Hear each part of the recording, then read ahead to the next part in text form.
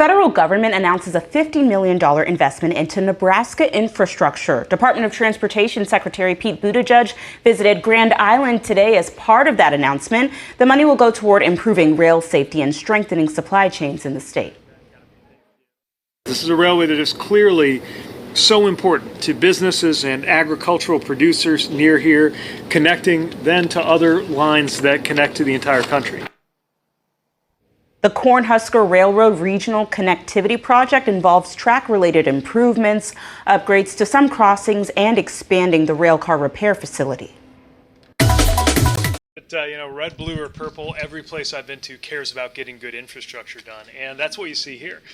These are investments that have been led by a Democratic president, but we're also supported by a Republican senator, Senator Fisher, and really bring people together. You don't have to be a Democrat or Republican to believe that we need to improve railroad infrastructure in this country. It's part of why we fought so hard for the infrastructure bill. The need is demonstrated. The benefits are going to be big. We wanted to emphasize that communities of all sizes and types are benefiting.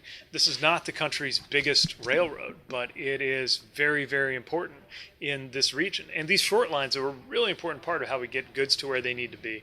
And of course, that's going to make a difference to the economy around this part of Nebraska and ultimately anywhere that agricultural goods from this region are shipped. And it shows you why railroad safety is so important, not just for the workers who are working with these rail cars and railroads every day, but for anybody who lives anywhere near them, which is an awful lot of people here where I come from and around the country. Well, in this case, you're going to see needed upgrades to the rail themselves. You're also going to see new sidings put in. That means you're going to have fewer blocked crossings, which can be a major safety issue as well as an inconvenience and a headache. When there's an issue, an obstruction, anything in our supply chains that makes them less efficient than they could be, that puts upward pressure on prices. And so part of the fight against inflation, part of what it takes to lower costs for American families, is to invest in the supply side of getting things to where they're supposed to go.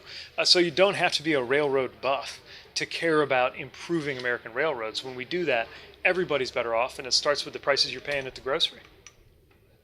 Specifically, Mr. Secretary, we see corn about half a mile this way. There's cattle feed about a mile and a half that way. Agricultural producers need to get their products to market as well as their inputs to the farm.